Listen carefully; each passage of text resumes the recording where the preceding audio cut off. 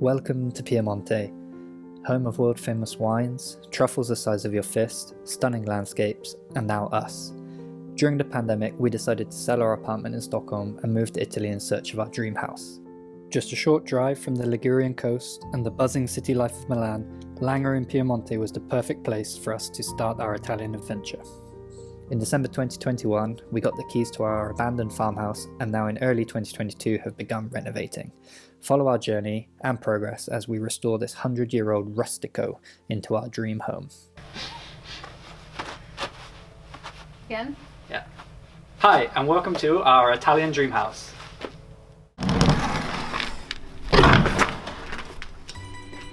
After 2 years of pandemic and social isolation, many people dream about a house in the countryside and perhaps even a house in the sun. But buying a property abroad is tricky.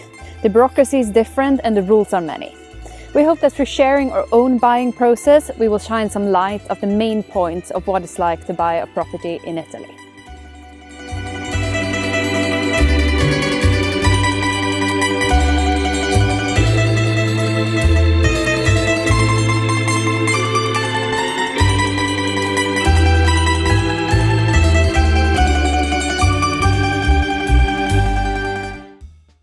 Welcome back to our small part of Piemonte.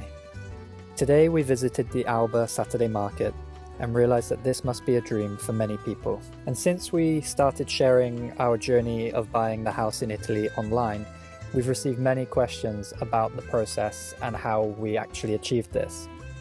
I think this is something that we would have been appreciative of having when we bought the house.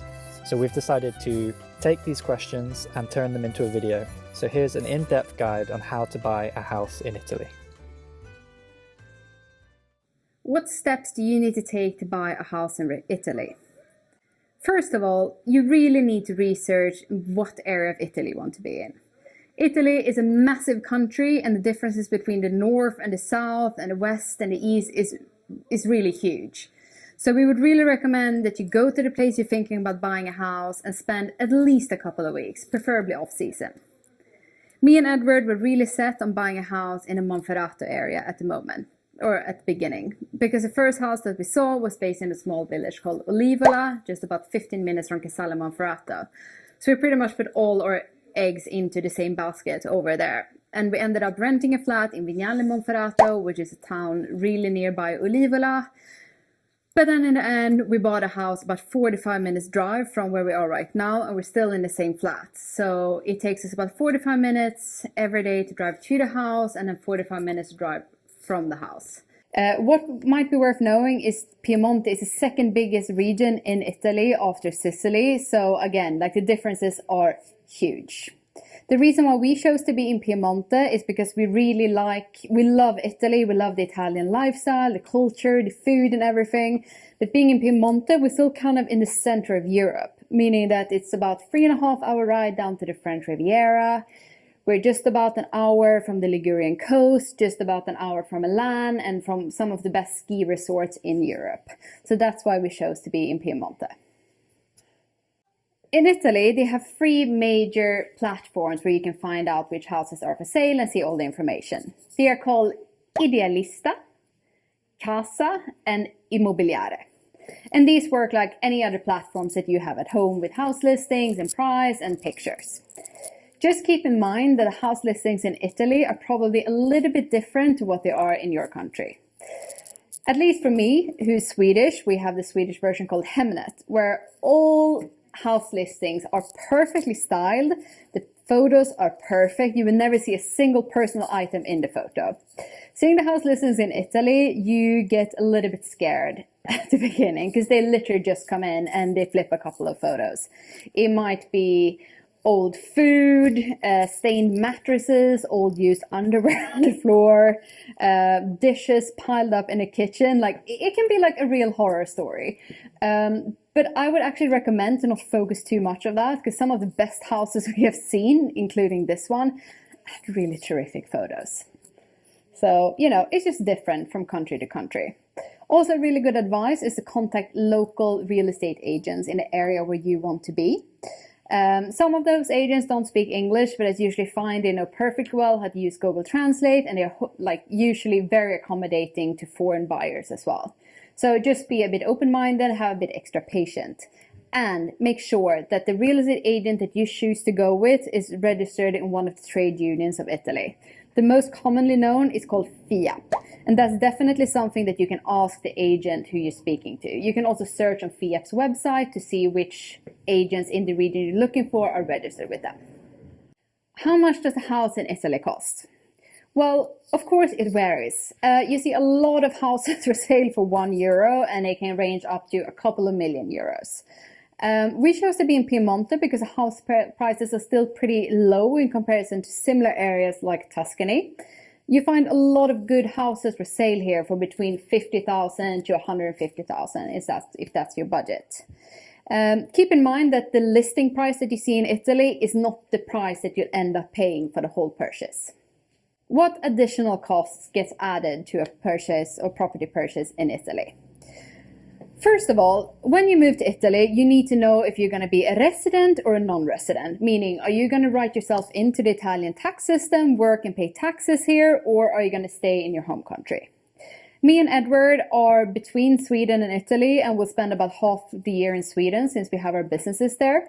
So we have decided to not become residents in Italy, meaning that we have bought our house as a secondo casa, as a second home and a holiday home, meaning that we pay 9% of purchase tax on top of the listing price of our property. Additionally, after the registration tax, you should also keep in mind that if you buy a house with a lot of land, the registration tax might become higher. Part of our land, a couple of thousand square meters, is classified as farmland, meaning that we will pay 15% of registration tax on the value of that land. And then we have the notaio fees. The notaio is a legal person in Italy who's going to go through all of your contracts and pretty much finish the property purchase and the handover.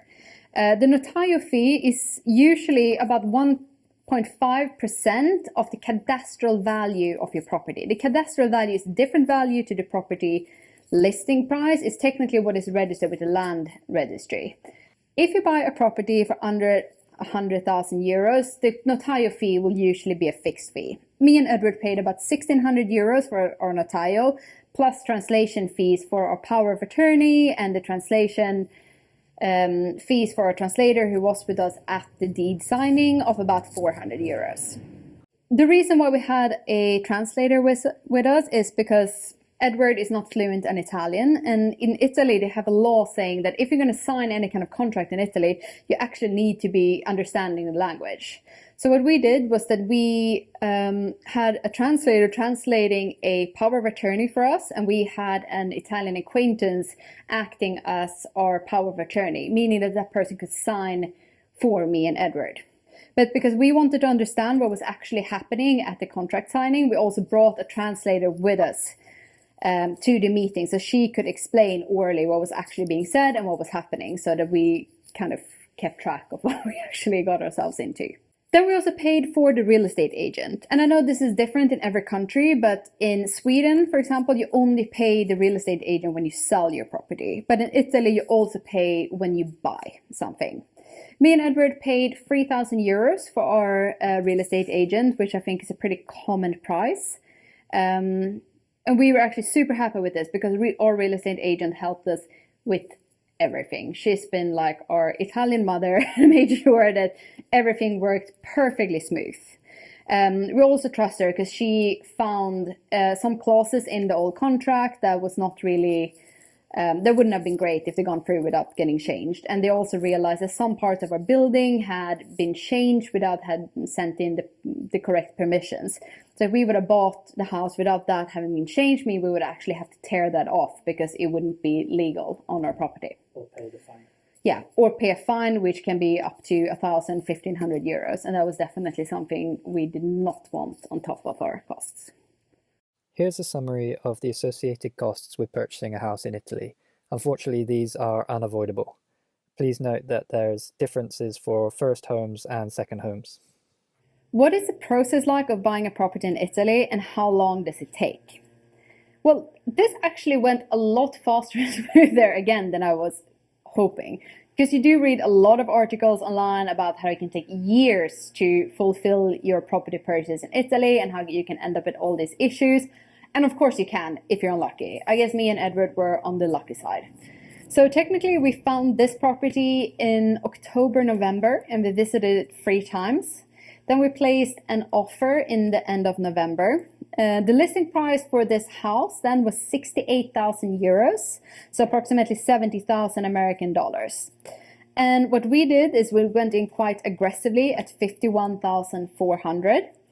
Then the owners came back with a counter offer of 55,000, whereas we counter offer with 53,200, and the deal was done.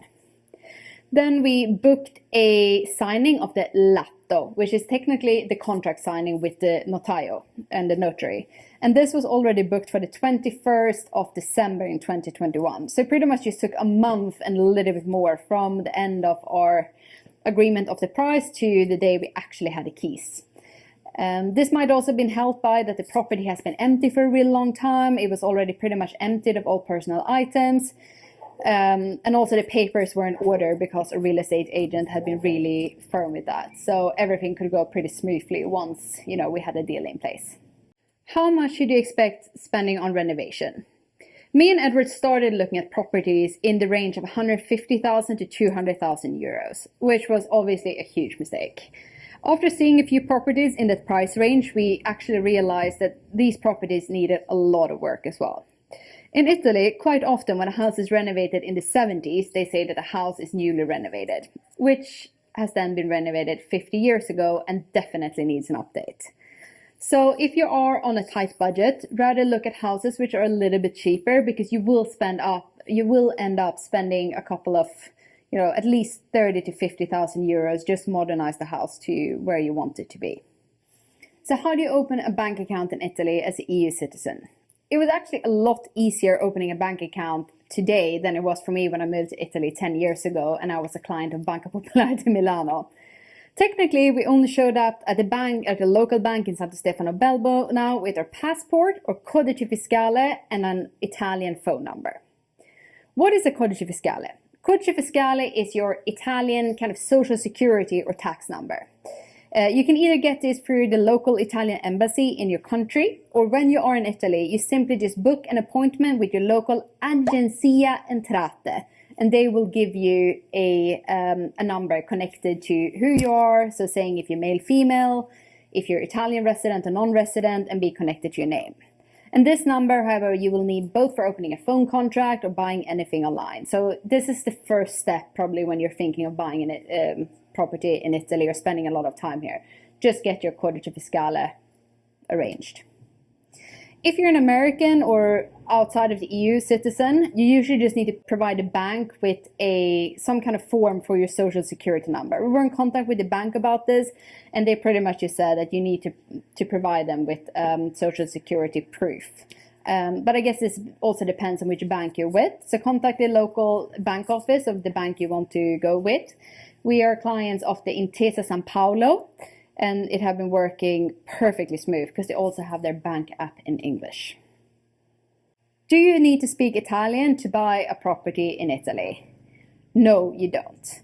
I do speak a bit of Italian, or I speak okay Italian because I studied in Italy when I was younger. However, this is definitely not necessary. Most people we meet here are super friendly. They're really happy that foreigners want to come and live here and buy property here, invest money into their country. And even with a real estate agent who speak very little English, everything works out because we just send her a message in English, and whatever she doesn't understand, she just translates with Google Translates and sends us a reply in English. So it has actually been super, super smooth. In Piemonte, there's also a bunch of English American translators available. So whenever you feel like you actually want to understand 100% of what's happening, there are plenty of people who you can hire to help you out. Here's a summary of the total cost of our house, which was 63,298 euros. We simply wired the money from our Swedish account to our Italian account and then paid all the respective parties via check. So overall, we had an excellent experience with buying a property in Italy. And everything has been going super smooth and went a lot faster than we expected everything to happen. So we couldn't recommend people more to move to our region and take help from the locals who are here, working in the bank system and with real estate. They have been super friendly and welcoming, and we just hope that we can see a bigger community of expats around here soon. Benvenuta Piemonte. Thank you so much for watching. Please don't forget to like and subscribe. And if anybody is interested in buying a house in our region of Italy, do not hesitate to reach out and we can connect you with the right people to help you on your journey. Next week, our video will include a little bit of gardening.